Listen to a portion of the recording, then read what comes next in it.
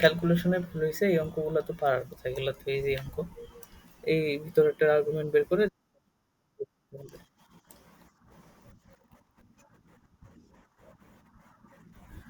আচ্ছা, এগুলা আমি আর করতেছি না। এগুলা করে নিও।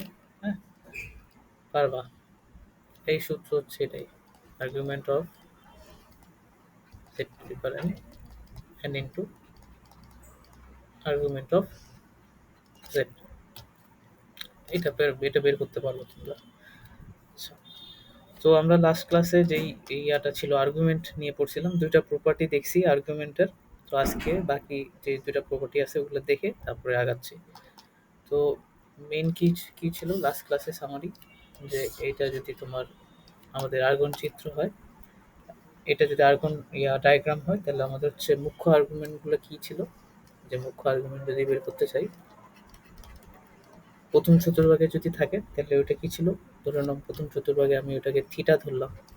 থিটা মানে tan inverse y by x.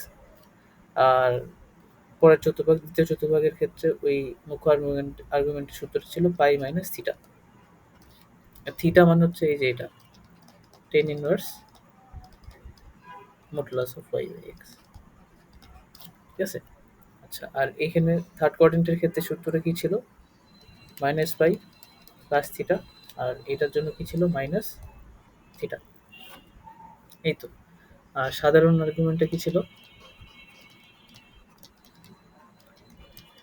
সাধারণ আর্গুমেন্ট হলো যেটাই তোমার মুখ্য আর্গুমেন্ট আসতেছে। হ্যাঁ, তোমার হচ্ছে সাধারণ আর্গুমেন্টটা তুমি এইভাবে লিখতে পারো, সরি,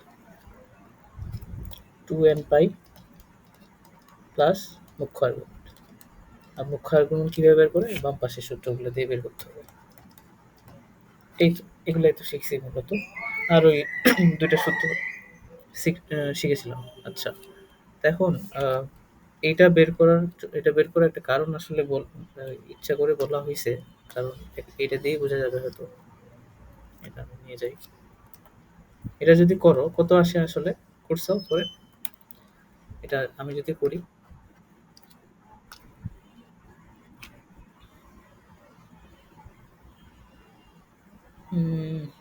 মাইনাস আসছে। মাইনাস তো আসার কথা না। এটা কোন কোয়াড্রেন্টে বলো তো? সেকেন্ড কোয়াড্রেন্ট না? সেকেন্ড কোয়াড্রেন্ট হলে তোমার হচ্ছে 500 ইন্টু, না না, এত ভুল করলে হবে না কিন্তু। আচ্ছা, তাহলে এটার মুখ্য আর্গুমেন্ট যেটা আর কি, ধরুন মুখ্য আর্গুমেন্টটাকে থিটা বললাম। এটা আসতেছে 1000 pi by three. 1000 pi by three মানে আলটিমেটলি যদি দশমিকে চিন্তা করো এরকম টাইপের 333.3333 এরকম টাইপের পাই। মানে এই থিটাটা আসতেছে, আর্গুমেন্ট আসছে, থিটা বা আর্গুমেন্ট যেটা বলো। এখন এইটা কি মুখ্য আর্গুমেন্ট তুমি বলো তো? এই যে যেটা বের হলো, এটা মুখ্য আর্গুমেন্ট না। কেন? কেন না? কারণ হচ্ছে মুখ্য আর্গুমেন্টের তো লিমিট ছিল একটা। ওইটা লিমিটটা হতে হবে মাইনাস পাই থেকে থিটা পাই পর্যন্ত। এই লিমিটের মধ্যে যেই কোণটা থাকবে ওটা হচ্ছে মুখ্য আর্গুমেন্ট। সবচেয়ে লেস্ট যে কোণটা পাওয়া যাবে। তো এখন এইটা তো তোমার মুখ্য আর্গুমেন্ট না, এটা যেটা সাধারণ আর্গুমেন্টগুলোর একটা।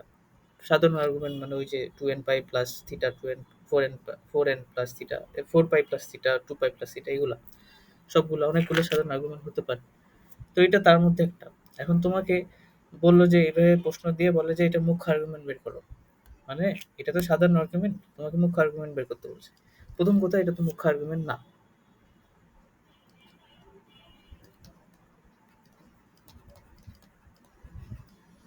ঠিক আছে, এখন মুখ্য আর্গুমেন্টটা বের করতে হবে আমাদেরকে। পারবা মুখ্য আর্গুমেন্টটা বের করতে? তোমাকে এই যে আমরা কি জানি সাধারণ আর্গুমেন্ট এবং মুখ্য আর্গুমেন্টের মধ্যে সম্পর্ক কি, যে সাধারণ আর্গুমেন্ট একটু আগেই লিখলাম, সাধারণ argument is equal to two n pi plus মুখ্য আর্গুমেন্ট।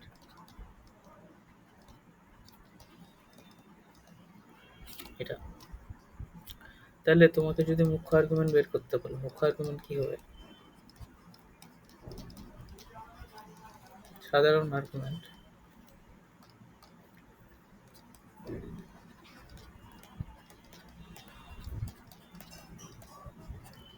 প্লাস কি হবে, সরি প্লাস কেন বলতেছি, মাইনাস 2n পাই, এটাই।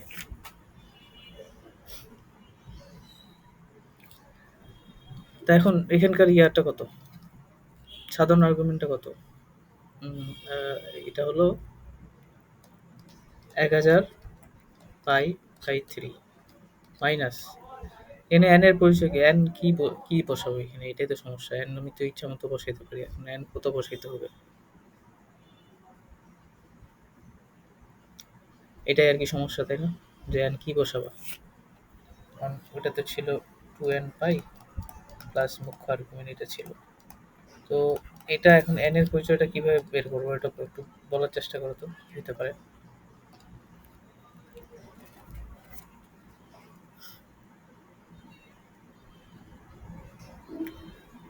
হুম,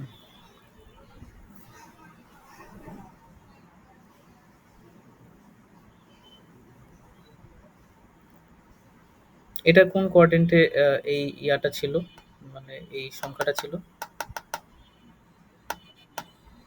এই যে এই সংখ্যাটা এটা কোন কোয়াড্রেন্টে ছিল বলো তো, এই যে এটা সেকেন্ড না? তাহলে সেকেন্ড কোয়াড্রেন্টে, তার মানে তোমার মুখ্য আর্গুমেন্টের ভ্যালুটা ওভাবে বসাইতে হবে যাতে করে এইটা সেকেন্ড আর্গুমেন্টে যায় পড়ে, বুঝতে পারছো? মুখ্য আর্গুমেন্ট ওটা সেকেন্ড কোয়াড্রেন্টে যায় পড়ে, তাহলে এখানে এখানে এন এর ভ্যালু কত বসানো যায় যাতে এটা ইয়াতে পড়ে, সেকেন্ড কোয়াড্রেন্টে পড়বে। সেকেন্ড কোয়াড্রেন্টে পড়ার মানে কি, তোমার কোনটা হতে হবে 90 ডিগ্রি থেকে এই 180 ডিগ্রি, এর এই রেঞ্জে হতে হবে, ঠিক আছে? সেকেন্ড যেহেতু তোমার সংখ্যাটা সেকেন্ড, মানে মেইন এইটুকু সংখ্যাটা সেকেন্ড কোয়াড্রেন্টে ছিল, তাহলে এই পুরোটাও এটা সেকেন্ড কোয়াড্রেন্টেই থাকবে, ঠিক আছে? তো এখন এই 90 ডিগ্রি থেকে থিটা 180 ডিগ্রি, তাহলে তোমার সেকেন্ড কোয়াড্রেন্ট আসলে তোমার এই রেঞ্জে কোনটা বের করতে হবে, তাহলে তোমার এটা আমি এই সংখ্যা দিয়ে বোঝাই 333.333 পাই। তো এখন এখানে 2 পাই যদি করো, 2 পাই মানে কি, আচ্ছা দাঁড়াও, এভাবে কি বলা যায়,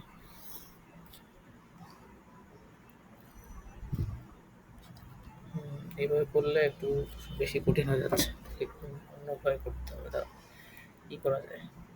সেকেন্ড কোয়াড্রেন্টে তোমাকে এই জিনিসটাকে নিয়ে আসতে হবে একটু। তো এখানে পায়ের এন এর ভ্যালু ওটা বসাইতে হবে যেটা তোমার হচ্ছে সেকেন্ড কোয়াড্রেন্টে, যাতে ওই কোণটা বের হয়। তো তোমার কোণটা যাতে 90 থেকে 180 ডিগ্রির মধ্যে হয়, অর্থাৎ তোমার কোণটা হবে পাই থেকে পাই/2 থেকে থিটা পাই বাই, এই এটুকুর মধ্যে হবে, পাই/2 থেকে থিটা পাই এর মধ্যে হবে। তো এখানে এন এর ভ্যালু ওটাই বসাইতে হবে যাতে করে এটা আসে। তাহলে কত বসানো যেতে পারে এন এর ভ্যালু?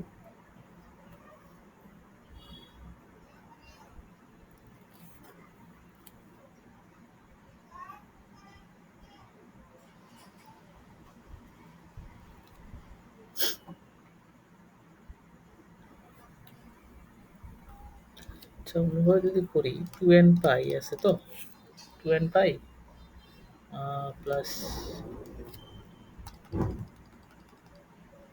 এটারে যদি ওভাবে প্রকাশ করো 1000 পাই/3, 1000 পাই/3 কে তুমি যদি ওই হিসেবে প্রকাশ করো, এভাবে করতে পারো। ধরো আরেকটা উপায় আছে, তোমার হচ্ছে এই যে এই কি করবা বলতো, আহ, তোমার সাধারণ আর্গুমেন্ট হচ্ছে কত, 2n পাই প্লাস মুখ্য আর্গুমেন্ট। তো তুমি ধরে নাও এটাই তোমার সাধারণ আর্গুমেন্ট, এই যেটা। তো এখান থেকে 2n পাই বিয়োগ দিলে তোমার কি হচ্ছে, এটা কাটাকাটি যাচ্ছে, তাই তো? তো বা তুমি তুমি উল্টাভাবে বলতে পারো যে আরে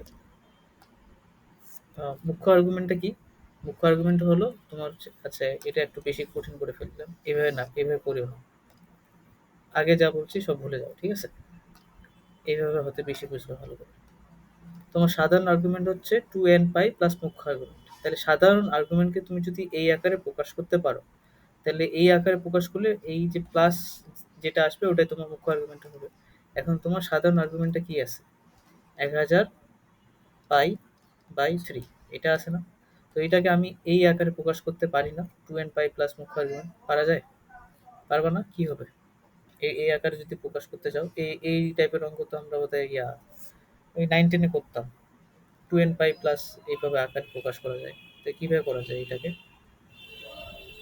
মানে তোমার হচ্ছে কি হইতে হবে, 2n পাই, পাইয়ের জোড় গুণিতক হতে হবে। তাহলে এটাকে কেমনে লেখা যায় বলো তো?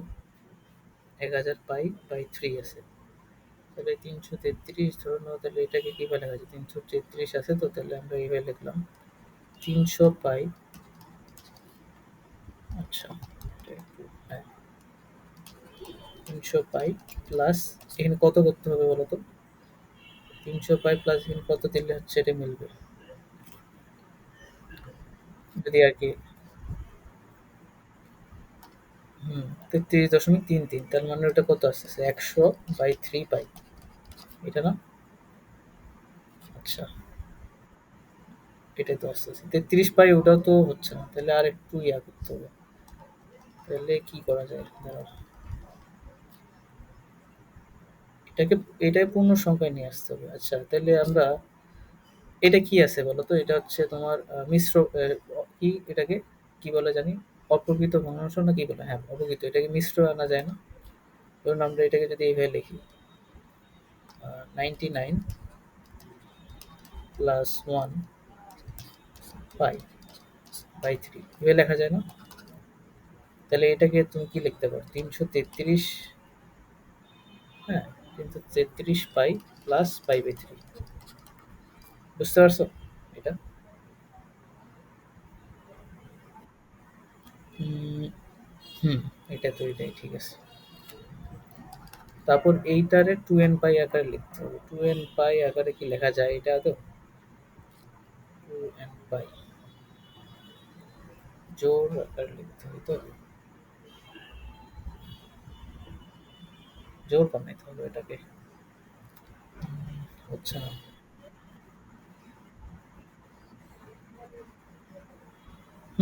মানে 0 থেকে 1 2 3 এইভাবে আসবে। অর্থাৎ 2n পাইটাকে আলাদা করতে হবে। হ্যাঁ, না, n হচ্ছে শুধু 0 1 2 3 এভাবে যাবে, ঠিক আছে? n এর ভ্যালুটা এইভাবে আসবে।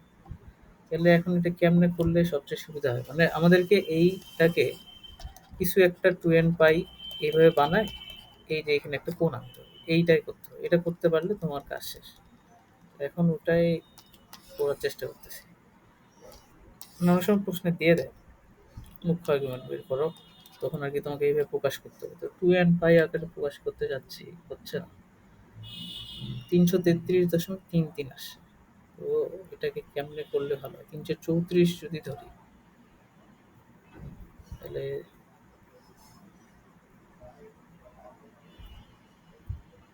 2n পাই আকারে প্রকাশ করতে হবে তো, জিনিসটা মিলছে না, এটাই সমস্যা।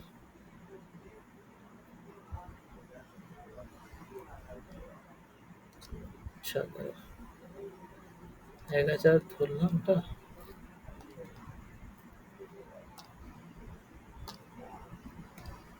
2n পাই লিখতে হবে তো, 300 যদি ধরি 30, 330 ধরলে 330 পাই প্লাস ওই লেখা যায়।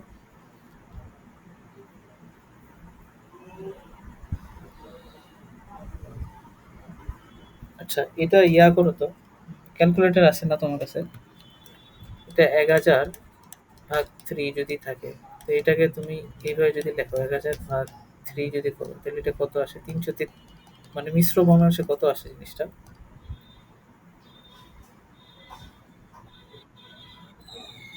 হুম,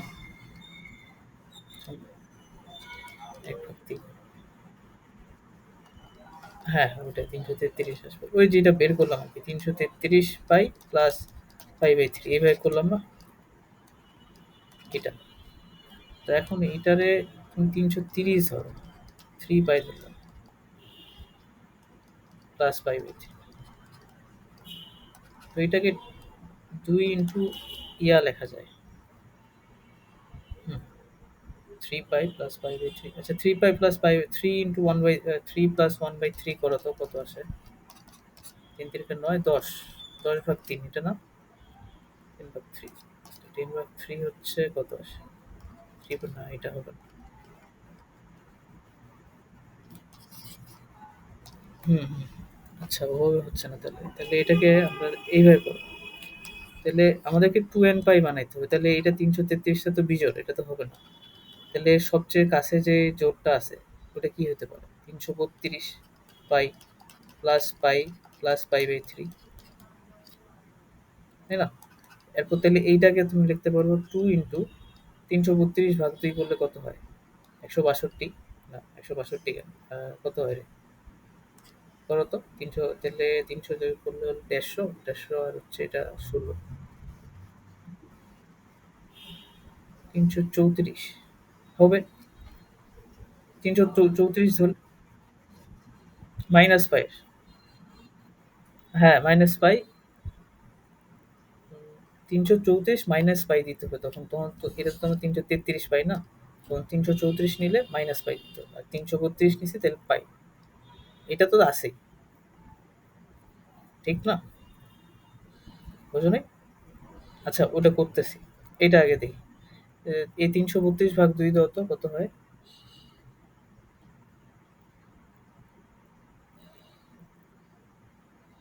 কত? 166। 166 ইন্টু পাই, তাহলে এটা হলো 2n পাই। আর এদিকে কি লেখা যায়? 3 পাই বাই, না, 1 প্লাস এটা, তাহলে কত? 4 পাই/3, এটা আছে না? হ্যাঁ, 4 পাই, তাহলে এইটা হয়ে গেল আমাদের প্রকাশ। এই যে এটা হচ্ছে 2n পাই, আর এটা হচ্ছে 4 পাই/3। 4 পাই/3 কি ইয়ার মধ্যে আছে, লিমিটের মধ্যে আছে, মাইনাস পাই থেকে পাইয়ের মধ্যে? নাই, বাইরে চলে যাচ্ছে। তাহলে কি করা যায়? বিয়োগ করি তাহলে।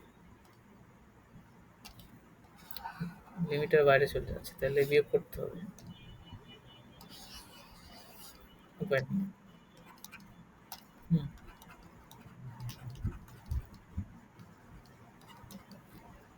হ্যাঁ, মানে মাইনাস পাই পাই/3 এটা না? তাহলে এইটা লিখলে তোমার 300 ইন্টু এটা এন পাই, 2n পাই আকারে লেখা যাবে, -2 পাই/3। এইটা তো লিমিটের ভিতরে আছে, এই যেটা -2 পাই/3 আছে। তাহলে এইটা তখন হবে মুখ্য আর্গুমেন্ট, -2 পাই/3। বুঝছো কি?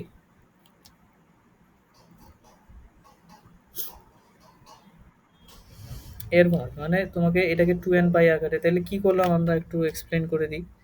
নাহলে যে এটা তো এটা একটা অঙ্ক হলো, আরো কয়েকটা যদি থাকে। প্রথম আমরা কাজ করলাম কি, এই যে যেটা দেওয়া আছে এটাকে আর কি ওই যে প্রকৃত ভগ্নাংশে মানে মিশ্র ভগ্নাংশে ভাগ করে নিছি। 1000/3টাকে তো মিশ্র করলে এটা যোগ এটা লেখা যায়। তারপরে এইটারে 2n পাই বানাইছি। এটারে 2n পাই, যেহেতু এটা বিজোড়, এটা মাঝে মাঝে জোড়ও চলে আসতে পারে। আর জোড় তো আসবে না, যাই হোক, জোড় যদি আসে তাহলে হয়ে গেল, আর বিজোড় আসলে একটু ওইভাবে জিনিসটাকে ফর্মে নিয়ে আসা হয়েছে আর কি। ঠিক আছে? সেরকম তাহলে আরো কয়েকটা ট্রাই করতে হবে, তাহলে এই জিনিসটা হয়ে যাবে। ওকে, তাহলে আমরা আগাই। এটা নিয়ে একটু বেশি টাইম গেল আজকে। তাহলে এটা গেল। আর কি কি জিনিস আমি করাইতে গেলাম তোমাকে? একটা ওটা গেল, একটা এটা গেল। আচ্ছা, ঠিক আছে।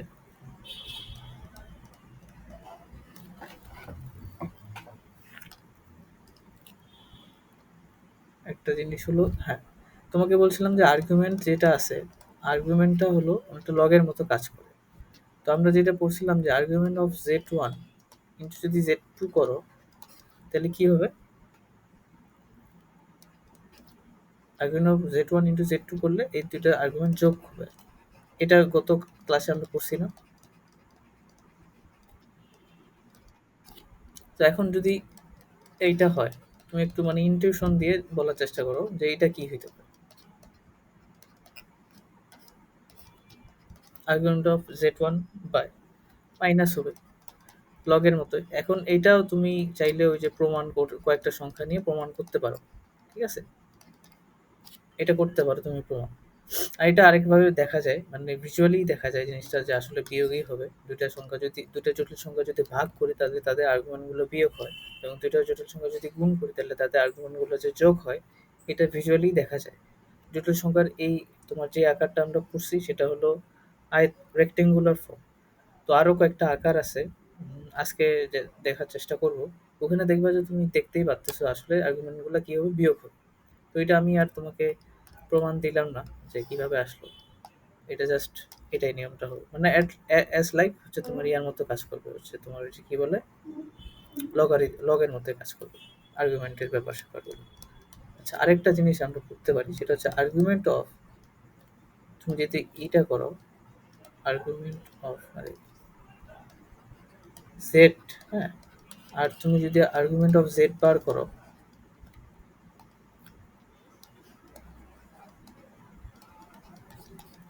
জেড বার মানে মনে আছে কি ছিল এটা? অনুবন্ধী জটিল সংখ্যা। জেড এর অনুবন্ধী জটিলকে কাল্পনিক অংশের আগে তুমি চিহ্নটা চেঞ্জ করবা। হ্যাঁ, চিহ্ন চেঞ্জ করবা।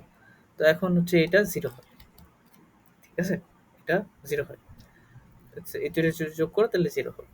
তো ওইটাও প্রমাণ করা যায়। ধরে নাও তুমি আর্গুমেন্ট অফ আই বের করলা, এবং তুমি এইভাবে চিন্তা করো, মানে দেখো পারো কিনা। আর্গুমেন্ট অফ আই কি? Pi by two. দেখো চিন্তা করো, আই মানে পাই বাই টু। আর আর্গুমেন্ট অফ মাইনাস আই কি হবে? ওটার অনুবন্ধী জটিল। তাহলে মাইনাস আই এর আর্গুমেন্ট কত? Minus pi by two. দুটো যোগ করো, জিরো। তো দুটো জটিল অনুবন্ধী জটিল সংখ্যার আর্গুমেন্টগুলো যোগ করলে শূন্য আসে। আর আর্গুমেন্টগুলো জটিল সংখ্যা গুণ করলে আর্গুমেন্টগুলো কি হয় এটা। আর আরেকটা কি করলাম, একসাথে লিখে দিই সব। আর্গুমেন্ট অফ কি Z to the power N করলে এন ইন্টু আর্গুমেন্ট জেড আসে। এই এই চার কয়েকটা প্রপার্টিস হচ্ছে মনে রাখতে হবে আর্গুমেন্টের ক্ষেত্রে।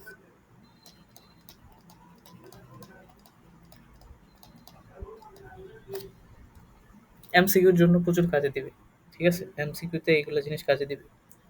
ওকে,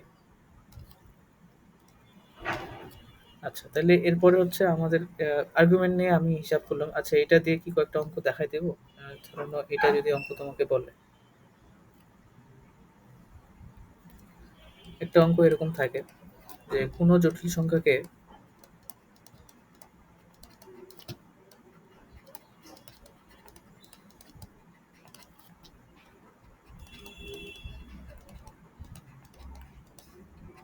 হ্যাঁ, কোনো একটা জটিল সংখ্যাকে তুমি যদি ঘনমূল করো আর কি।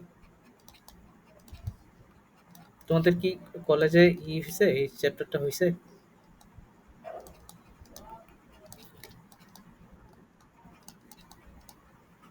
তোমার ক্লাসে, কলেজে কি ক্লাস করো না?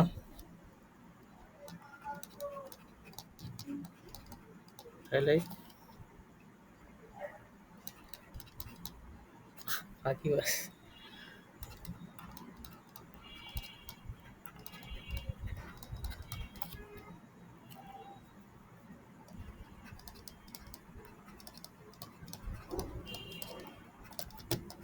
তোমার রেজাল্টের কি খবর? এই যে এক্সাম দিলা কয়েকদিন আগে, পাস করছো কিনা?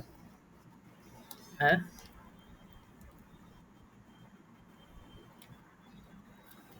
বাপরে, ভালো। আচ্ছা, কোনো জটিল সংখ্যাকে ঘনমূল করলে বলছে যে তার আর্গুমেন্ট যেটা ছিল ওটা পাই বাই টু কমে যায়। এখন তোমাকে বলছে সংখ্যাটার আর্গুমেন্ট বের করতে হবে। তো এই অঙ্ক করার জন্য আমরা এরকম করতে পারি যে ধরে নিই যে সংখ্যাটা হচ্ছে জেড, লেট দ্য নাম্বার, মানে কমপ্লেক্স নাম্বার,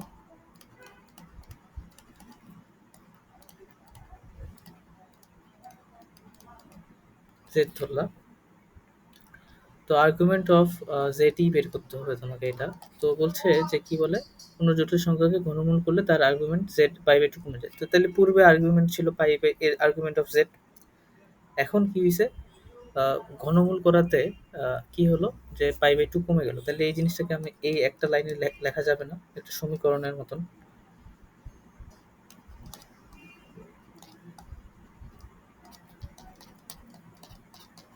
ঠিক আছে? তাহলে বুঝছো তো বোধহয় যে এইটা তোমার, এটা হচ্ছে আগের আর্গুমেন্ট ছিল, আর্গুমেন্ট অফ সেট। তো পাই বাই টু কমে গেছে, মানে পরের যে আর্গুমেন্ট হবে, argument of cube root of z, এটা হবে পাই বাই টু এর সমান। তাই তো বলছে, এই লাইন তো বোঝা গেছে। এখান থেকে জাস্ট কি বের করতে হবে, আর্গুমেন্ট অফ জেড বের করতে হবে। তো বের করো, কি হবে তাহলে আর্গুমেন্ট অফ জেড,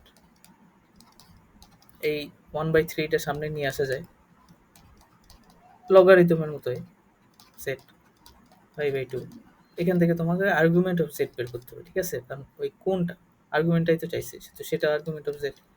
তাহলে এটা কি হবে, আর্গুমেন্ট অফ জেডটা তুমি কমন নাও, কমন নিলে 1 - 1/3 5/2, এখানে 2/3 আসবে হয়তো। তাহলে আর্গুমেন্ট অফ জেড এটা আসবে 2/3, তো এই থ্রিটা এখানে গুণ হবে, তাহলে এই 3 পাই এখানে হবে 4, 3 পাই/4। এটা তোমার অ্যান্সার আসার কথা। বুঝতে পারছো না?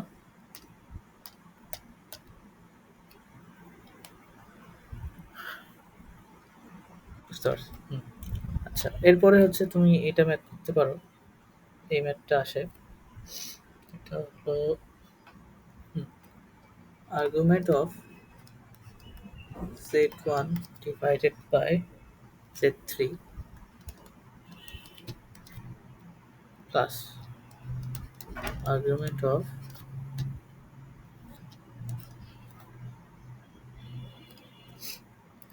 z3 divided by z4, z4 এটা কত বায়ার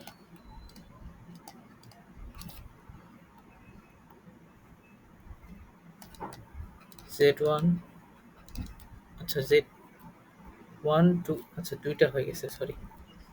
এটা হবে তোমার এটা,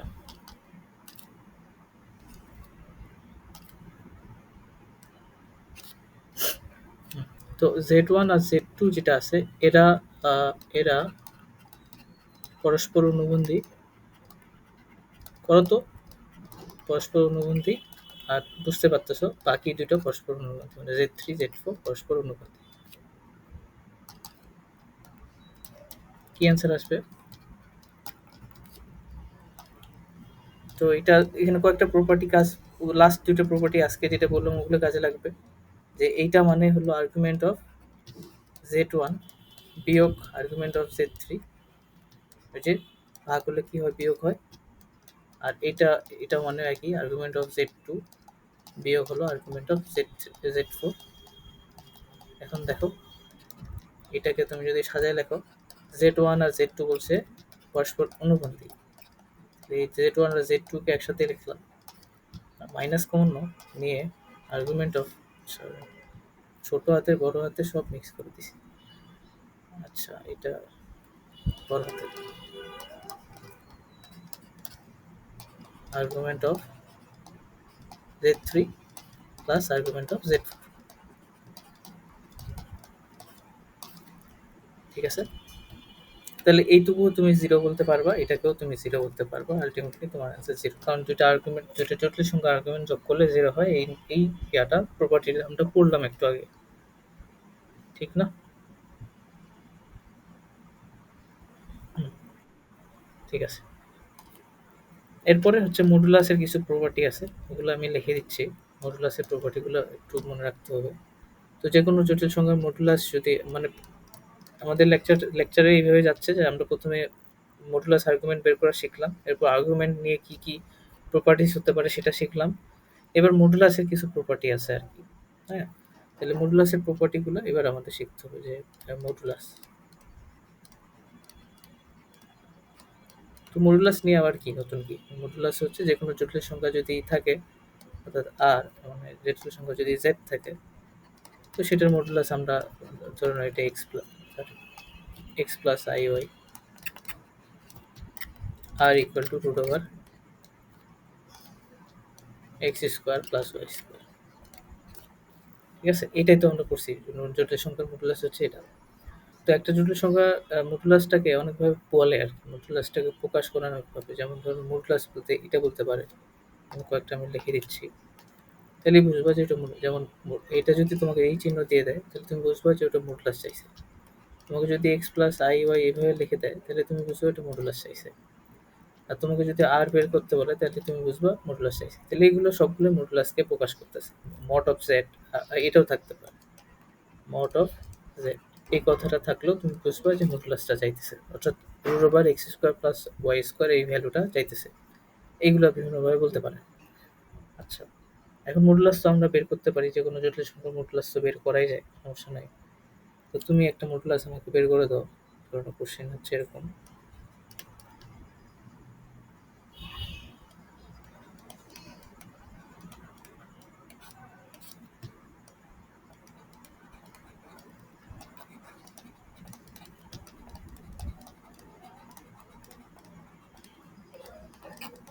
এটা চাইছে, হ্যাঁ। 5 + 3i রুট ওভার 100, সরি পাওয়ার 100 এর মডুলাস কত?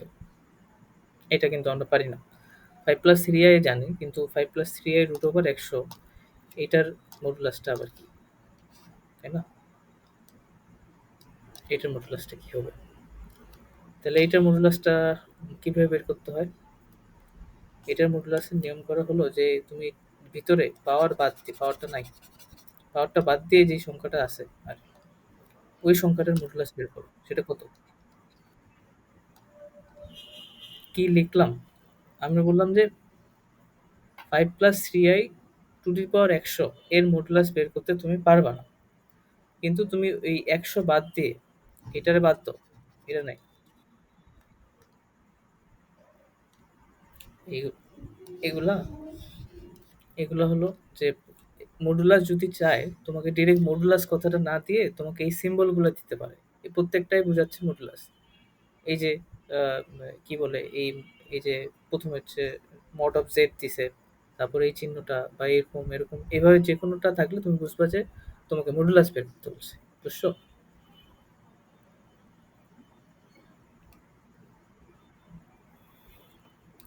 আচ্ছা, তাহলে এটা কিভাবে করতে হয়? এটা করার নিয়ম হলো যে প্রথমে এই যে ভিতরের সংখ্যাটা যেটা আছে ওটা তুমি আগে মডুলাসটা বের করো, সেটা কত হবে? Root over 5 square plus 3 square, that is সেটা আস্তে আস্তে কত? 25, 25 আর 9, 25 আর 9 করলে কত হয়? 34 নাকি? এটাই আসতেছে না ভিতরটার মডুলাস, রুট ওভার 34। কিছু না, এরপরে তুমি এটার উপর পাওয়ার যদি 100 করে দাও, তাহলে এই পুরো সংখ্যাটার মডুলাসটা বের হয়ে যাবে। মানে সূত্রটা হচ্ছে মড অফ, এভাবে লিখি আর কি। তোমার এটা যদি জটিল সংখ্যা হয়, এইটার তোমাকে যদি বের করতে বলে, মডুলাস বের করতে বলে, এই যে দেখো এই দুটো চিহ্ন দিয়ে বোঝাচ্ছি মডুলাস বের করতে বলছে, তাহলে সেটা হবে তুমি আগে এই ভিতরেরটার মডুলাস বের করো, তার উপর পাওয়ার এন দিয়ে দিতে হবে, তাইলেই হয়ে যাচ্ছে। বুঝতে পারছো? হুম। এখন এটা কিভাবে আসলো, এটাও একটা কথা, যে এটা এরকম কেন হবে। তুমি চেক করে দেখতে পারো। মানে যেমন ধরে নাও প্রথমে তুমি কি করলা, 1 + i এর মডুলাস বের করলা, তারপর হচ্ছে 1 + i স্কোয়ারের মডুলাস বের করো। এইটুকু তো পারি, স্কোয়ার থাকলে ওটাকে স্কোয়ার করে দিয়ে তারপরে ওটার মডুলাস বের করো, দেখবা যে ওই একই জিনিসটা আসতেছে। ঠিক আছে? তো এইটা হচ্ছে প্রপার্টি, যে তোমাকে Z to the power N এর মডুলাস বের করার অর্থ হলো এই ভিতরে জেড এর মডুলাস বের করে তার উপর পাওয়ার এন করে দেওয়া। এটা হচ্ছে প্রপার্টি ছিল আমাদের। তারপরে আর কি রকম আসতে পারে? কোনো কোশ্চেন দিছে তোমাকে এরকম, যে মডুলাস বের করতে বলছে 1 + i টু দি পাওয়ার 500 বা 50 ইন্টু 6 + 2i টু দি পাওয়ার 20। হ্যাঁ, তারপর বললো যে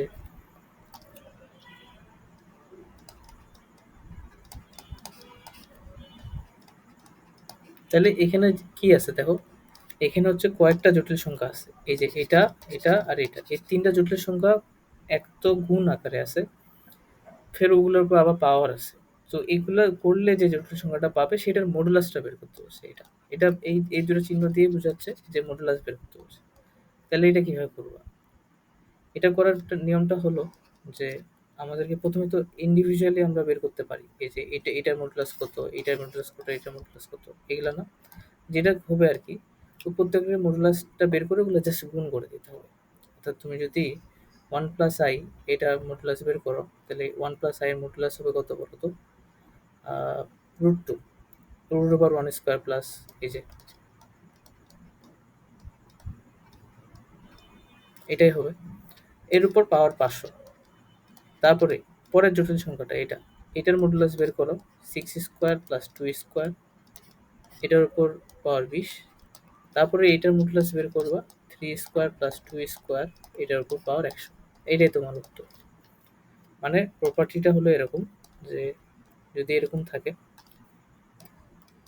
z1 ইন্টু z2, দুটো জটিল সংখ্যা গুণ আছে, এই গুণফলকৃত জটিল সংখ্যাগুলোর মোড চাইছে, মানে মডুলাস চাইছে, তাহলে এটা যেটা হবে, আলাদা আলাদা করে ওদের মডুলাসটার গুণফল। এখন তোমার এই অঙ্কে ছিল এরকম করে, z1 to the power n1, z2 to the power n2, এরকম টাইপের ছিল, z3 to the power n3। তুমি যদি দেখো তাহলে এটা কি হবে, এই যে এই সংখ্যাটা ইন্টু এই জটিল সংখ্যা মডুলাস ইন্টু এই জটিল সংখ্যার মডুলাস, আর এগুলোর মডুলাস কি হবে, z1 এটার মডুলাস এর উপর পাওয়ার n1, z2 এটার মডুলাস এর উপর পাওয়ার n2, z3 এটার মডুলাস এর উপর পাওয়ার n3। এটাই করছি এখানে, বুঝতে পারছো কি এটা?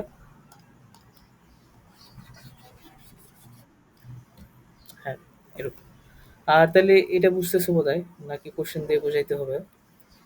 এটা হচ্ছে সেকেন্ড, এটা হচ্ছে আমরা ফার্স্ট প্রপার্টিটা একটা পড়লাম, এই যে এটা, আর একটা এটা হচ্ছে সেকেন্ড প্রপার্টি। আরেকটা প্রপার্টি হলো দেখতে এরকম। আচ্ছা, একটা অঙ্ক করি। কোশ্চেনে তোমাকে বলছে যে 1 plus 6i divided by 2 plus, এবার একটা সুন্দর মান নিই, তাহলে বোধহয় বেশি সুন্দর হবে। ধরো না, 1 প্লাস বললো যে কত বলে, আচ্ছা 2i ধরি, একটা ধরলাম যে 2 প্লাস 5i3, এর মডুলাস বের করো।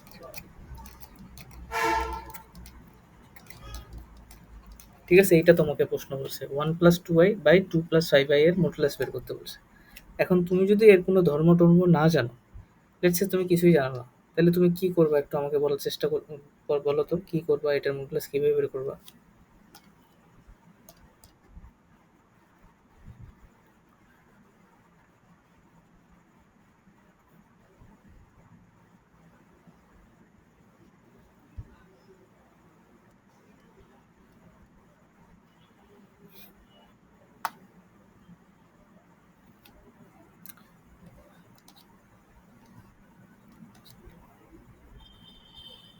এটা নাকি, এটা তো হলো না, এভাবে করবা না প্রথমত, ঠিক আছে? এটা তো হয় নাই। আহ, যদি তোমাকে কোন প্রপার্টিও না জানতা, তাহলে হয়তো তুমি এই অ্যাপ্রোচে আগাইতা। তোমার এইরকম আকার থাকলে তো তুমি মডুলাস বের করতে পারো না। তোমার মডুলাস জানা আছে যে মডুলাস জিনিসটা হলো √x² + y²। আদর্শ আকারে নিতা। বি, হ্যাঁ, তুমি যে এটা বললা, এটার ভিত্তিটা কি? এটা তো তোমাকে কেউ বলেনি। তুমি এটা কেন করবা? অবশ্যই এটা করবে না। যেমন, যেমন এই যে একটু আগে আমরা করলাম 2i, ধরুন এই দুইটা সংখ্যা আছে গুণ আকারে। তো তুমি যদি কোনো ধর্ম না জানো, হ্যাঁ, তুমি কোনো এই জিনিসই জানো না, কি বলছে তোমাকে এটা মডুলাস বের করতে বলছে। তো তোমার প্রথম মাথায় আসতো, সবার মাথায় আসতো যে আচ্ছা এটাকে তাহলে আদর্শ আকারে নিই, তারপর আদর্শ আকারে নিয়ে আমার যে সূত্রটা আছে ওটা দিয়ে আমি মডুলাস বের করব। কিন্তু এখন তো আমরা সূত্র পড়ছি যে এই দুটো গুণফলের মডুলাস হলো এইটার মডুলাস আর এইটার মডুলাসের গুণফল।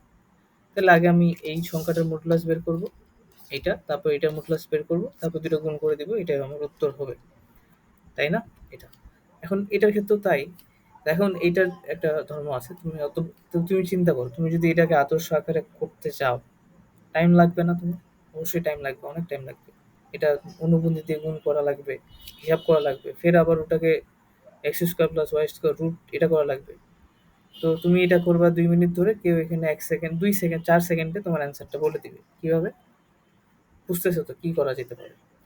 দুটো জটিল সংখ্যা যদি ভাগ আকারে থাকে এবং সেই ভাগফলটার মডুলাস বের করতে বলছে, অ্যাজ লাইক এটা, তাহলে যেটা হবে, উপরেরটার মডুলাস ডিভাইডেড বাই নিচেরটার মডুলাস। ঠিক আছে? এটা তুমি বললা একটু আগে, কিন্তু হলো এটা তো জানতা না, মানে এটা তোমার ইনটিউশন ছিল, কিন্তু এটা আসলে হয়।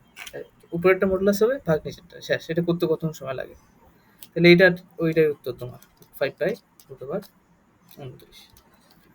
এখন তুমি এটা আদর্শ আকারে খুললে একই অ্যান্সার আসবে, কিন্তু হচ্ছে অনেক সময় যাবে এটাতে। ঠিক আছে? তাহলে এইটা হচ্ছে আমাদের পরের প্রপার্টিটা ছিল। আর কি আছে? তুমি ঠিক বলছিলে, কিন্তু তোমার ওই ঠিকের কোনো ঠিক ঠিকানা ছিল না।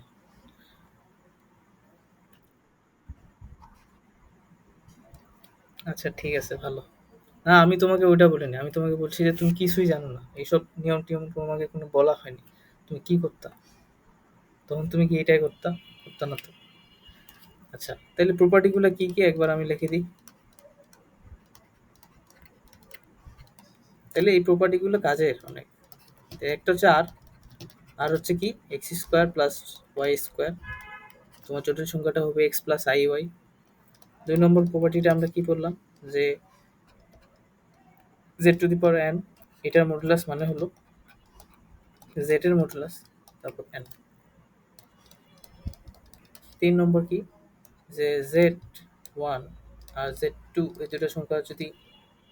দুটো জটিল সংখ্যা যদি গুণ করো বা n সংখ্যক জটিল সংখ্যা গুণ করো, যাই করো, যেটা হবে আলাদা আলাদাভাবে ওই জটিল সংখ্যাগুলোর গুণফলের মডুলাস হবে এটা। আরেকটা প্রপার্টি বললাম যে যদি ভাগ থাকে আর কি।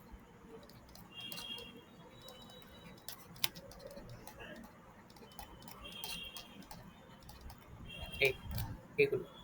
আরেকটা প্রপার্টি আছে, এটা হচ্ছে এরকম আর কি সম্ভবত, যে জেড স্কোয়ার, না না না, হ্যাঁ এরকম বোধহয়, জেড এন এটার উপর তোমাকে, হ্যাঁ এটাই z⁴n এটা যা কথা। আচ্ছা, এটা আমি আলাদাভাবে পড়াচ্ছি। এটা যেহেতু মডুলাসের সাথে রিলেটেড না, তাহলে এটা হচ্ছে এরকম, এই প্রপার্টিটা হচ্ছে এরকম যে জেড এন এইটা তুমি অনুবন্ধী বের করতে যাচ্ছ, z⁴n এর অনুবন্ধী বের করতে যাচ্ছ, তাহলে এটা হবে z এর অনুবন্ধী এর উপর পাওয়ার n। ঠিক আছে? এরকম। অর্থাৎ আমি যদি একটা সংখ্যা দিয়ে, একটা যদি ম্যাথ দিয়ে জিনিসটাকে বোঝাই, এটা হচ্ছে এরকম আর কি। তোমাকে বললো যে 1 প্লাস 2y এটার স্কোয়ারের অনুবন্ধী বের করো। হ্যাঁ, তো এটা বের করতে বললো, তো তুমি কি করবা? তো ধরো না তুমি এই নিয়মটা জানো না, তাহলে তুমি যেটা করবা, নিচে 1 প্লাস 2y হোল স্কোয়ার করবা আগে, তারপরে সেটা আদর্শ আকারে করবা, তারপরে ওই অনুবন্ধীটা বের করবো। কিন্তু এখন যেটা করতে পারো, যে এইটা আসলে যেটা হবে 1 প্লাস 2i স্কোয়ার, এটার অনুবন্ধী মানে 1 প্লাস 2i, এটা আগে অনুবন্ধী করি তারপর স্কোয়ার করবো, তাহলে 1 মাইনাস 2i হোল স্কোয়ার এটা আসবে। এটা করলে যেটা উত্তর ওইটা। এখন এটা স্কোয়ারের ক্ষেত্রে জিনিসটা তো ভ্যালিড লাগতেছে না। এটা যখন ইয়ে আসবে, ওই যে কি বলে, আরো অনেক বড় সংখ্যা টংখ্য থাকবে, তখন আর কি হয়তো কাজে দিবে। তো যাই হোক, এটাও একটা প্রপার্টি, এটা বলে রাখলাম। আর এগুলো তো আছে, তাহলে এই প্রপার্টিগুলো মনে রাখতে হবে আর কি। তাহলে এগুলো ছিল আমাদের মডুলাসের প্রপার্টি, আর এর আগে আমরা আর্গুমেন্টের প্রপার্টিগুলো পড়ছি। আচ্ছা, এরপরে আমার কিছু আকার আছে। তোমার হলো জটিল সংখ্যার আমি শুরু থেকেই বলতেছি বারবার যে জটিল সংখ্যার অনেকগুলো আকার থাকে। তো তার মধ্যে একটা আকার হলো হচ্ছে তোমার কি বলে ওটাকে, জটিল সংখ্যা তোমার হচ্ছে ৬টা আকার আছে। এই জন্য আমি তোমাকে আজকে বলছিলাম যে তোমাদের কি সব দেখাবো কিনা, কারণ এগুলো আসলে সবার জন্য লাগে না। ৬টা মানে তোমার হচ্ছে ওর আকার আছে। তো আমি বলি সবগুলো আর কি, সবগুলো আমি জাস্ট একটু অল্প অল্প আলোচনা করবো আর কি।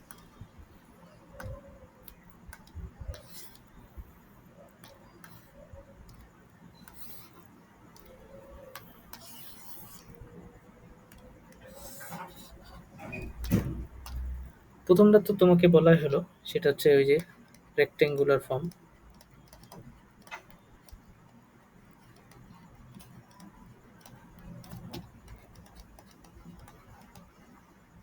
রেক্টেঙ্গুলার ফর্ম মানে এটা হচ্ছে আকার। তারপরটা কি? এটা হলো এক্সপোনেনশিয়াল ফর্ম।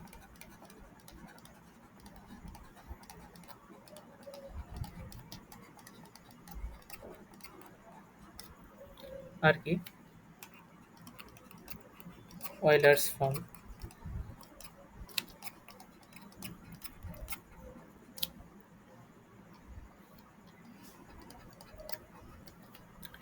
আরেকটা হলো পোলার ফর্ম, আরেকটা কি ওয়েলার্স ফর্ম, পোলার ফর্ম, আরেকটা হলো তোমার হচ্ছে লগারিদম। হ্যাঁ, তোমার একটা কমপ্লেক্স নাম্বার আছে, আমরা তো এতদিন z equal to a plus i b এটাই আমার কমপ্লেক্স নাম্বার এটাই পড়ছি না।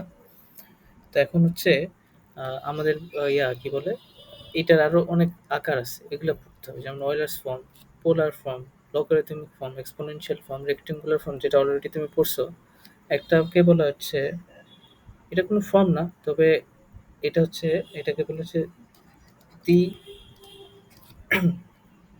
ময়ভার্স ইকুয়েশন। ময়ভার্স একজন ম্যাথমেটিশিয়ান আছে।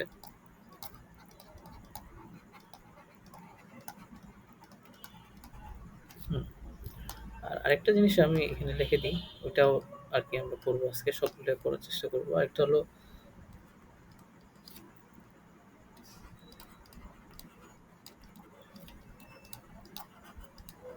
আচ্ছা এখানে যেহেতু আকারগুলো লিখছি, তো তাহলে এখানে এই কয়টা দিয়ে দিই, এগুলো পরে আচ্ছা একসাথে লিখে দিই আমি, এগুলোকে আলাদা করে দিচ্ছি। দি অয়েলার্স আইডেন্টিটি বা অয়েলার্স আইডেন্টিটি।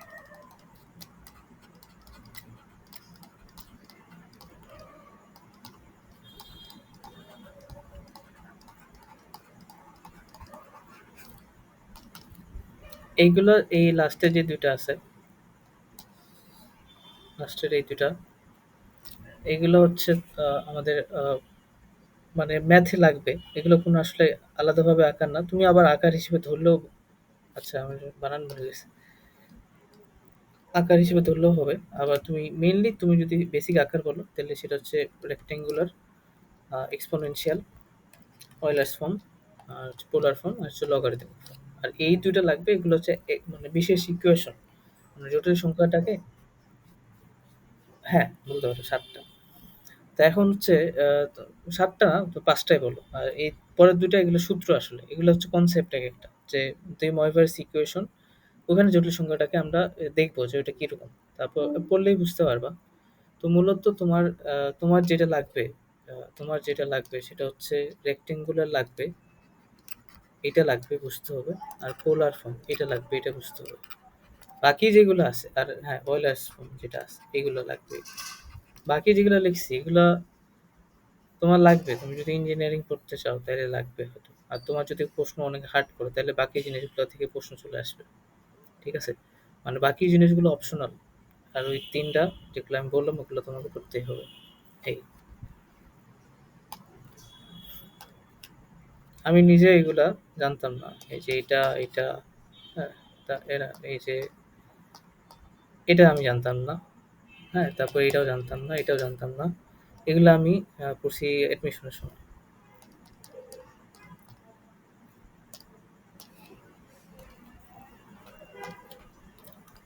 ঠিক আছে, তাহলে প্রথমে হচ্ছে আমরা ইয়াতে যাই। প্রথম যে ২টা মূলত যে ২টা নিয়ে কাজ, বইয়ে যেগুলো নিয়ে আসে, একটা হচ্ছে রেক্টেঙ্গুলার ফর্ম, a+b আকার, আরেকটা হচ্ছে পোলার ফর্ম, এইটা। তো পোলার ফর্মটা আগে আমরা দেখি, পোলার ফর্মটা কিরকম হবে।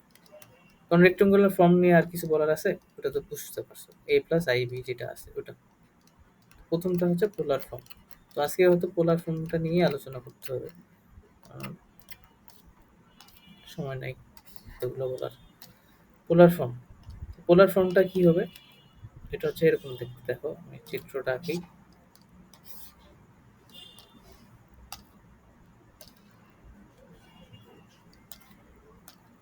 এখানে একটা জটিল সংখ্যা আছে x+iy।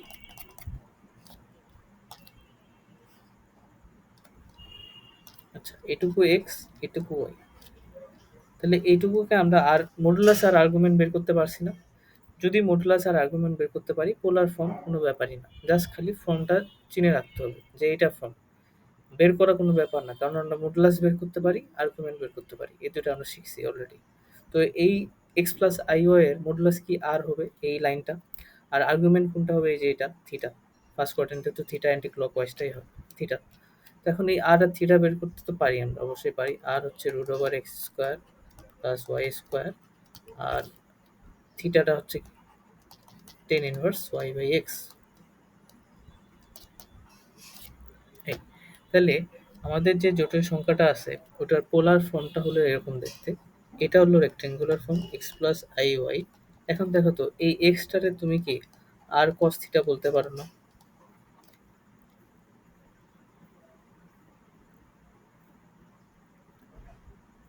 নাকি তোমাকে বুঝাই দিতে হবে এটা কিভাবে আসলো?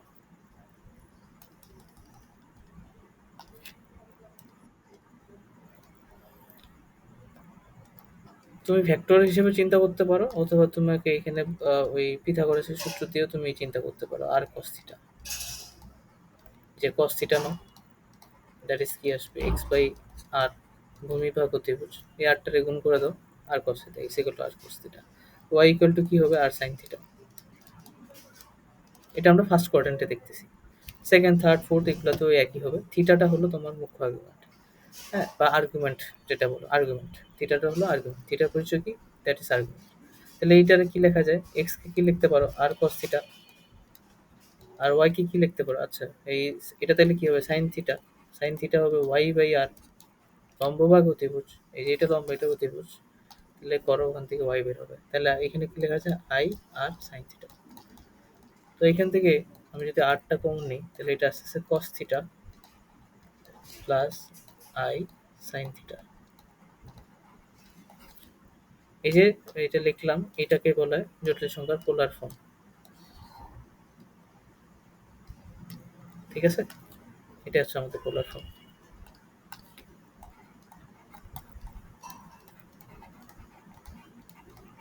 তাহলে পোলার ফর্মটা কিরকম দেখতে?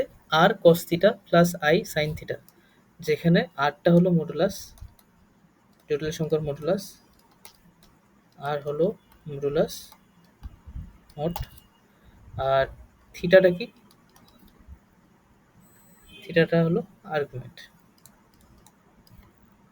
মুখ্য আর্গুমেন্ট বলো, বা আর্গুমেন্টই বলো, আর্গুমেন্ট আর্গুমেন্ট। এখানে তোমার সাধারণ আর্গুমেন্টও ইউজ করতে হয়, মাঝে মাঝে ইউজ করা যায়। তো আর হলো মডুলাস আর থিটা হলো আর্গুমেন্ট। ঠিক আছে, বুঝতে পারছো?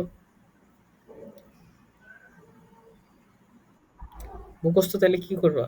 আর কস, তুমি মুখস্থ করবা যে কোনো একটা জটিল সংখ্যা, এটার পোলার ফর্ম হলো r into cos theta plus i sin theta, r into cos theta plus i sine theta, এটাই মুখস্থ করবা। তোমাকে যদি এখন বলে একটা জটিল সংখ্যার পোলার ফর্ম বের করতে, তাহলে তুমি আসলে মূলত কি বের করবা? আরটা বের করবা আর থিটাটা বের করবো, আর্গুমেন্টটা বের করবা। এই দুটো বের করলে এরপর এই আকারে এইভাবে লিখে দিতে পারলে তুমি বুঝে ওইটার পোলার ফর্মটা নিয়ে আসতে পারতেছো আর কি। ঠিক আছে। আর মাঝে মাঝে আমরা অঙ্কতে এইভাবেও এটাকে মানে প্রকাশ করতে পারি, সেটা হচ্ছে আর থিটা। ঠিক আছে, এই যে এটা আর, এটা হচ্ছে থিটা। অর্থাৎ তুমি যদি কোনো একটা জটিল সংখ্যা আর এর ভ্যালু জানো আর থিটার ভ্যালু জানো, তাহলে তুমি ওই জটিল সংখ্যা সব কিছু বের করতে পারবে, পোলার ফর্ম হ্যান ত্যান সব কিছু। তো যাই হোক, এটাকে তুমি ওটা পাত্র এইভাবে লিখিও না, এইভাবে তুমি এটাই হচ্ছে ওর পোলার পোলার ফর্ম, এটাই ওর পোলার ফর্ম। তাহলে এখন কয়েকটা করি, অঙ্ক করি, তাহলে তুমি বুঝতে পারবে হয়তো। যেমন ধরে নাও -1 প্লাস রুট থ্রি আই তোমাকে দিছে, দিয়ে বলে এটা পোলার ফর্মটা বের করো। কোনো ব্যাপার, আর বের করবা। আর হচ্ছে কি হবে? 3 + 1 2, আর থিটা বের করবা। থিটা মানে আর্গুমেন্ট বের করবা। তাহলে আর্গুমেন্টটা কি আসবে? এর কোন কোয়াড্রেন্ট? Second quadrant. সেকেন্ড কোয়াড্রেন্টের ক্ষেত্রে minus pi tan inverse modulus of y by x, y হচ্ছে √3, এটা হচ্ছে -1। তাহলে এটা কত আসতেছে? পাই মাইনাস টেন ইনভার্স √3 কত? পাই/3 সম্ভবত। এটা আসতেছে 2 পাই/3। তাহলে পোলার ফর্মটা কিভাবে লিখবা? ধরুন এটা জেড, জেড ইকুয়াল টু হবে আর, আর এর value 2 into r cos theta plus i sine theta, cos theta, cos থিটার ভ্যালু কত? 2 পাই/3, আই সাইন থিটা, সাইন থিটার ভ্যালু কত? 2 পাই/3। এটাই উত্তর। বুঝতে পারছো?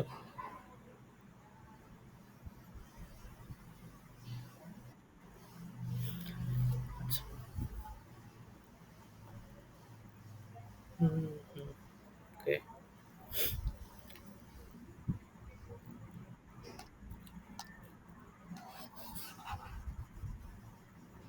হুম, হুম। জেড হচ্ছে ওটা তো আমাদের একটা নোটেশন। ওটা তুমি জেডটা দিয়ে আল্টিমেটলি যেকোনো ফর্মকে তুমি জেড দিয়ে বলতে পারো যে জেড মানে ওটাই হচ্ছে সংজ্ঞা। আচ্ছা এটা করে দাও তো তাহলে।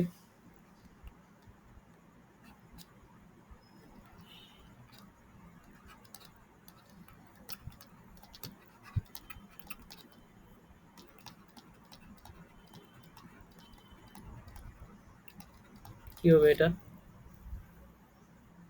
জটিল ফর্ম মানে পোলার ফর্মটা বলবো আরকি।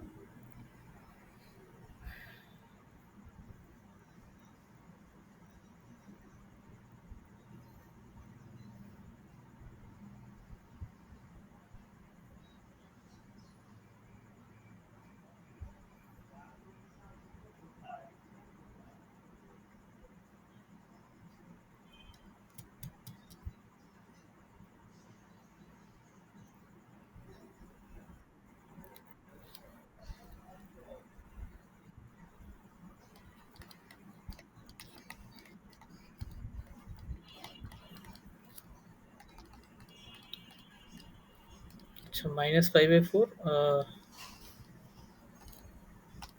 আচ্ছা বুঝতে পারছি। তাহলে এটা তুমি এভাবে লিখতে পারো cos মাইনাস cos এর ভিতরে -5/4 বা π/4 আচ্ছা ওভাবে লিখি। তাহলে বুঝতে পারবো। -5/4 প্লাস I sin π/4 -π/4 এটাই না? এই হ্যাঁ, এটাই উত্তর আরকি। খালি কি নতুন কিছু কি আছে এখানে? নতুন কিছুই নাই। খালি এইটুকু জানতে হয়েছিল যে পোলার ফর্মটা দেখতে হচ্ছে আসলে এরকম। ঠিক আছে? তাহলে এটা তো পারবা, সহজ আছে। এইটা করে দাও এবার। -3 প্লাস 4i এটার এর পোলার ফর্ম। আচ্ছা এটা আমি করি। আমি এখানে জাস্ট যে জিনিসটা আসলে দেখাবো সেটা হচ্ছে এটা দেখো। এটা যদি মডুলাস ১ম এ আগে মডুলাস জানতে হবে তোমারে। মডুলাস হলো এটা আসবে কত? ৯, এটা আসবে ২৫ সরি ১৬, ১৬, 16, 5 মডুলাসটা 5 আর থিটাটা এটা হচ্ছে সেকেন্ড কোয়াড্রেন্ট তাহলে এর উপর পাই মাইনাস 10 ইনভার্স মডুলাস অফ 4/3 মানে মডুলাস অফ -4 4/-3 তো এটারে আমি লিখতে পারি পাই মাইনাস 10 ইনভার্স 4/3 এখন এখানে যে তোমার থিটাটা আসবে অর্থাৎ আর্গুমেন্টটা আসবে এটা দশমিকে আসবে বা এটা রাইট ফর্মে আসতেছে না কারণ 10 ইনভার্স 4/3 এটা একটা দশমিক কিছু তাই তুমি তখন এই পোলার আকারটা এইভাবে লিখতে পারো আর কি কিভাবে লিখতে পারো যে পোলার ফর্ম যদি তোমাকে বের করতে বলে পোলার ফর্ম এটা কি ওই মডুলাসটা কত 5 এটা লিখলা cos থিটা লিখলা cos theta plus i sin theta লিখলা দিয়ে তুমি এখানে একটু সাইডে লিখবা যে যেখানে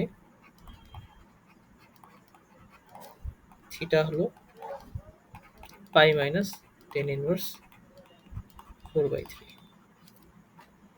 এভাবে লিখতে পারো তাহলে মানে ওই দশমিক টশমিক নিয়ে জিনিসটা ভেজাল করতে হবে না ঠিক আছে আচ্ছা এটা গেল তাহলে পোলার ফর্ম আচ্ছা উল্টাটা যদি বের করতে বলে পারবা পোলার ফর্ম থেকে যদি কার্তেশীয় ফর্মে আনতে বলে তাহলে পারবা না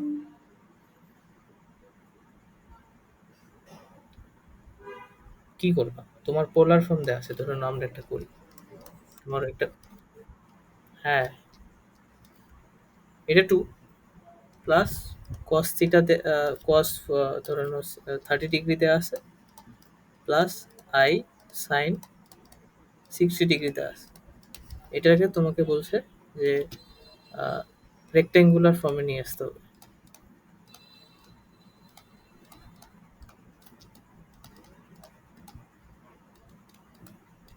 পারবা না এখন প্রথম কথা দেখো আমি এখানে খুব ভুল করছি কি ও, কিন্তু আমি তো এখানে ভুল করছি একটা ভুল করিনি তোমার এটা কি পোলার ফর্ম হয়েছে আদৌ ভুল আছে না একটাতে কোথায় ভুল করছি দেখো তো দুটা কোণ একই হতে হবে, আলাদা না, একই কোণ দিতে হবে।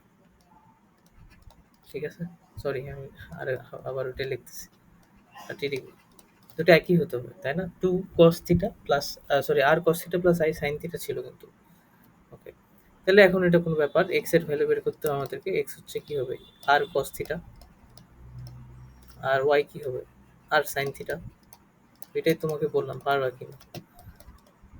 টু কস, এটা হবে 30 ডিগ্রি, এটা হবে টু সাইন 30 ডিগ্রি।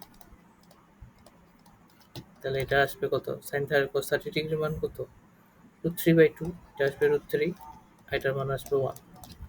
তাহলে তোমার এটা আসতেছে রেক্টেঙ্গুলার ফর্ম। যদি আমি বলি রেক্টেঙ্গুলার ফর্মটা আসবে, কি আসবে, এইটা লিখি, √3i। ঠিক না? ঠিক আছে, এ তো হয়ে গেল। এটাই উল্টাটা করলাম এখন।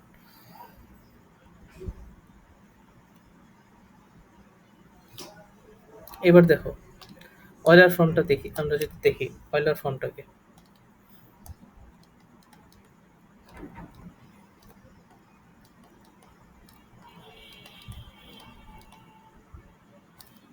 আচ্ছা, এটা দিয়ে আমরা শেষ করবো আর কি।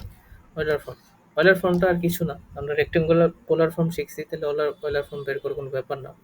পোলার ফর্মটা কি, যে এটা যদি আমাদের যদি জটিল সংখ্যা যদি হয় এক্স জেড, এটার যে এক্স প্লাস আই ওয়াই, এটা হলো ওর রেক্টেঙ্গুলার ফর্ম। আর r cos theta plus i sine theta, এটা হলো ওর পোলার ফর্ম। আর অয়লার ফর্মটা কি তাহলে, অয়লার ফর্মটা হলো আর e⁻i থিটা, আর e⁻i থিটা। এখন এইটা কই থেকে আসলো, আই থিটা এভাবে কেমনে কি আসলো? তো অয়লারের ইকুয়েশন থেকে, মানে অয়লারের একটা আইডেন্টিটি, অয়লারের একটা ইকুয়েশন আছে, সেটা বলে যে আমরা এইটাকে এটা লিখতে পারি। এখন এটা কিভাবে আসলো এটা তুমি আমাকে বলিও না। cos থিটা আর আই সাইন থিটা, এইটা ইকুয়াল টু e⁻i থিটা। বুঝতে পারছো? কারণ তুমি যদি চাও এটা কিভাবে আসলো, আমি আর পরের দিন না হয় দেখাই দিব। একটু ধারা টারা ফেলাইতে হবে, তাইলে এই জিনিসটা চলে আসবে। আমাদের কঠিন কিছু না। তো যাই হোক, এই জিনিসটাকে তুমি এটা লিখতে পারবা, that is valid. cos theta plus i sine theta equal to e⁻i theta. আমি আরেকবার বলতেছি, cos theta plus i sine theta is equal to e⁻i theta. এই জিনিসটা লেখা যায়। ওকে, এখানে কি, এখানে এটার আগেও প্লাস, এটার আগেও প্লাস, এরকম যদি হয়, আর এটা যদি থিটা হয়, এখানেও যদি ওই থিটাটা হয়, তাহলে তুমি এটারে কি লিখতে পারবা, এর উপর পাওয়ার আই দিয়ে ওই থিটারে লিখতে পারবো, একই জিনিস বুঝাবে। ঠিক আছে, cos থিটা প্লাস আই সিনটার ভ্যালু যা, এটা তো আই থিটার ভ্যালু তাই, তাহলে এইখানে এইটার রিপ্লেসে আমি এটা লিখে দিতে পারি। ঠিক আছে, এটা কই থেকে আসলো, এটার একটা প্রমাণ আছে, প্রুফ আছে, আমি আর পরের দিন দেখাই দেবো।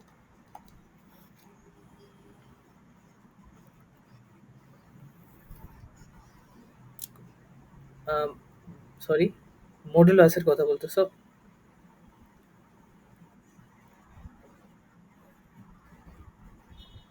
হুম,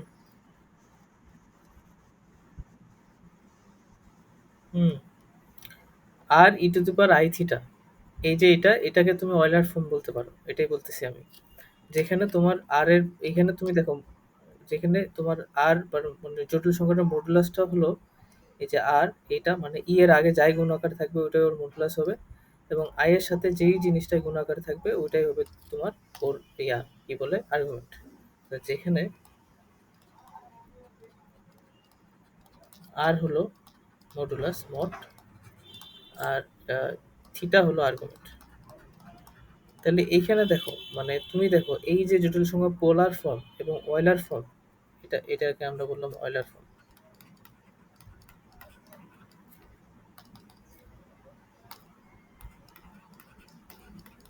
জটিল সংখ্যার পোলার ফর্ম এবং অয়লার ফর্মে দেখো ওর মডুলাসটা এবং ওর আর্গুমেন্টটা ডিরেক্ট দেখা যাচ্ছে। মানে তুমি ফর্মটা দিয়ে তুমি বুঝতে পারতেছো, আচ্ছা এটা এর মডুলাস হবে, ওটা ওর আর্গুমেন্ট হবে। তো তুমি যদি এই জটিল সংখ্যার অয়লার ফর্ম বা পোলার ফর্ম নিয়ে কাজ করো, তাহলে তুমি দেখবে যে ভিজুয়ালি জিনিসগুলো দেখতে পারবা। যেমন আমি একটা কয়েকটা দেখাই দিব। তো এইটাই আর কি, যে অয়লার ফর্মে মডুলাসটা কি হবে, এর আগে যা গুণ আকারে থাকবে। ধরুন তোমাকে যদি বলে 5 × e⁻i π/2, এখান থেকে তুমি বলো তো মডুলাসটা কি হবে?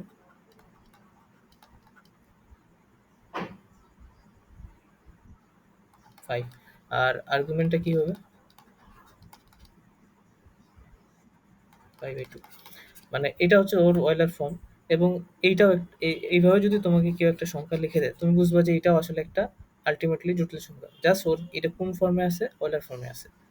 বলে আপাত দৃষ্টিতে জিনিসটা বিদঘুটে দেখাচ্ছে, কিন্তু আসলে এটা আসলে একটা সুন্দর একটা জটিল সংখ্যা আমাদের, তাই না? এই তাহলে জটিল সংখ্যাকে আমরা অনেক ফর্মে, একই সেম জটিল সংখ্যা ওটারে কত ভাবে লেখা যায়? অলরেডি ৩ ভাবে আমরা দেখলাম যে এই ৩ ভাবে লেখা যায়। আরো কয়েকটা আছে। তো আর e⁻i⁻θ এটা হচ্ছে ওর অয়েলার ফর্ম। ওকে?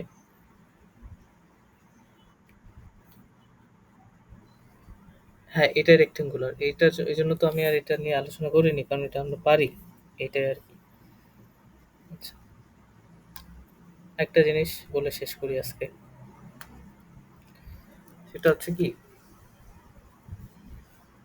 ধরে নাও আমরা কি জটিল সংখ্যার কি করলাম, যে অয়েলার ফর্মটা হলো জেড, এটা কি, এটা ইকুয়াল টু আমরা করছি। আচ্ছা, ওটা বাদ দাও। এটা আমরা কি বললাম যে e⁻i⁻θ, এটা কি e⁻i⁻θ equal to cos theta plus i sin theta, এটাই বললাম না? এটাই তো বললাম। এখন এটা কিভাবে আসলো এটা আমি বললাম যে আমি এরপর দিন না দেখাই দেবো কিভাবে আসছে। তো এখন আমি এখানে থিটার ভ্যালু কত বসাইতে চাচ্ছি? আমি এখানে থিটার ভ্যালু ধরে নাও পাই বসাইতে চাচ্ছি। ঠিক আছে? আমার ইচ্ছা হলো আমি এখানে থিটা পাই বসাবো। থিটা যদি পাই বসাও, হ্যাঁ, থিটার ভ্যালু যদি পাই বসাও, ধরে নাও e⁻i পাই, এটা বসালাম। এখন বলো এই জটিল সংখ্যা, এটা একটা জটিল সংখ্যা হলো, কিন্তু এই জটিল সংখ্যাটার মডুলাস কত বলো তো?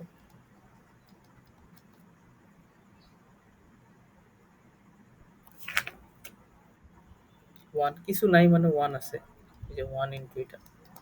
আর আর্গুমেন্ট কত হবে বলো তো? তাই এটা যদি আমি তোমার বের করতে বলি, রেক্টেঙ্গুলার ফর্মটা বের করতে বলি, পারবা না? কি হবে? অবশ্যই পারবা। তাহলে জেড ইকুয়াল টু কত আসবে? 1 আই আর কস থিটা, কস পাই, কস পাই এর ভ্যালু কত? -1 plus i sine pi, sine pi এর ভ্যালু কত? 0। তাহলে এটা -1 আসতেছে। তাহলে এই আলটিমেটলি আমি -1 এর ইয়াটা অয়েলার ফর্মটা লিখতেছি, তাই না? -1 এর এই থিটা যদি পাই ধরে নাও, তুমি আসলে -1 এর অয়েলার ফর্মটা লিখতেছো। তাহলে -1 এর অয়েলার যে ফর্মটা, -1 এর অয়েলার ফর্মটাই আমরা বের করতেছি। কেন বের করতেছি? কারণ দেখবা যে এখানে সুন্দর একটা জিনিস বের হবে। -1 এর অয়েলার ফর্মটা যদি বের করতে চাই, তাহলে থিটা ইকুয়াল টু পাই বের দিতে হবে আমাকে। তাহলে আমি -1 এর অয়েলার ফর্মটা বের করতে পারবো। তাহলে থিটা ইকুয়াল টু পাই ধরো, তাহলে e⁻i পাই, এটাই আসলে -1 এর অয়েলার ফর্ম। তো ওখান থেকে আমি এটা লিখতে পারি cos pi plus i sin পাই। তো এটা তো তোমার বললাম যে এটা e⁻i পাই -1। এটা যদি এই পাশে নিয়ে আসি,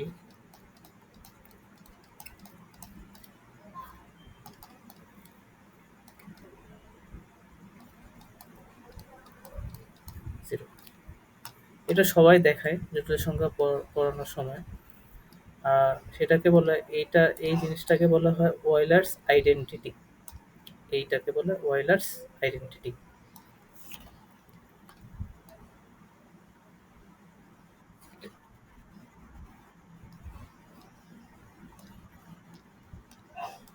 হ্যাঁ, ম্যাথে যতগুলো ইকুয়েশন আছে তার মধ্যে সবচেয়ে বিউটিফুল ইকুয়েশন হচ্ছে এটাই। কেন বলে তুমি নিশ্চয়ই বুঝতে পারতেছো। কারণ এখানে কি নাই? এখানে সবাই আছে, এখানে অলমোস্ট এভরি। কোথায় দেখছো তুমি এটা? ইনস্টাগ্রামে? বাহ, বাহ, যাক, শিখতেছো তাইলে। আরে আর কোনো কালার নাই? হ্যাঁ, তাহলে এখানে অলমোস্ট সবাইকে নিয়ে আসতে পারছি আমরা। ওখানে বোধহয় রিলসও বলছিল, কি বলছিল যে এখানে দেখো ই আছে, আই আছে, পাই আছে, ওয়ান আছে এবং জিরো আছে, এবং এই পাঁচটা জিনিসই খুবই ইন্টারেস্টিং ম্যাথে, তাই না? জিরো এটা আলাদা একটা জিনিস, মহামর্থ আমাদের দেয় ওয়ান, তারপর i, that is i root over minus one, pi. তো ওই তো, ওই যে যেটা বললাম most beautiful equation of math, ইংরেজিতে মানে যেটাকে বললাম অয়েলার্স আইডেন্টিটি।